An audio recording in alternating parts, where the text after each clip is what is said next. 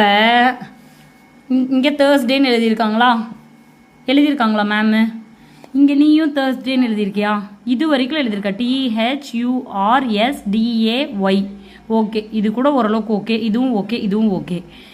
இந்த இது இருக்குல்ல தேர்ஸ்டே, இந்த தேர்ஸ்டேயில் T இருக்குது, H இருக்குது, U இருக்குது, R இருக்குது, S இருக்குது, D இருக்குது. ஏ எங்கே இருக்குன்னு கேட்டேன். இங்கே இருக்குல்ல இந்த ஏ, இங்கே கூட இருக்குது அந்த ஏ. இங்கே எங்கே இருக்குது? டிக்கு பக்கத்தில் ஒரு ஏ இருக்கும்ல, அந்த ஏ எங்கே இருக்குது?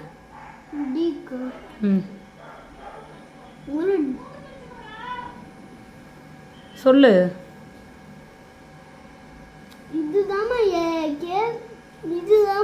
எங்கடா ஏ? இதா ஏ? அப்ப டி எங்க இருக்கு?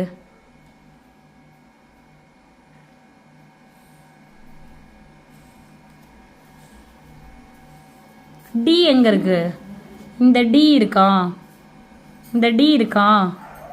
இந்த ஏ எங்க இருக்குன்னு கேட்டேன். இந்த ஏ இங்க எங்க இருக்குன்னு கேட்டேன்.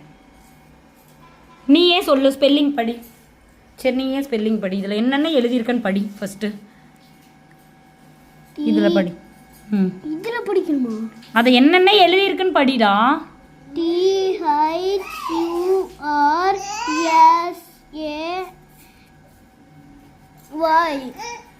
சரி, இங்கே என்ன எழுதியிருக்கு? SAYன்னு எழுதியிருக்கான். SAYன்னு எழுதியிருக்கான். இங்கே என்னன்னு எழுதியிருக்கீங்க? அந்த DAY இங்கே இருக்கான்னு கேட்டேன். அப்போ தப்பு தானே நீ எழுதுனது. அப்போ என்னையவே உத்துப்பாருன்ற உத்துப்பாருன்னு சொன்னையா இல்லையா? ஏன் உத்துப்பாருன்னா? அந்த டி எங்கே இருக்குப்ப?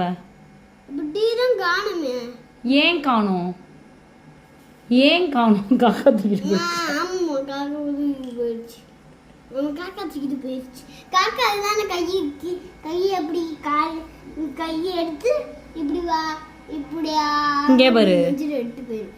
மரியாதை கெட்டு போயிரு. இப்போ கரெக்டாக இல்லை தானே? நான் உன்கிட்ட சிரிச்சுட்டே பேசினா நீ என்கிட்ட ரொம்ப ஓவரா பண்ணுறியா?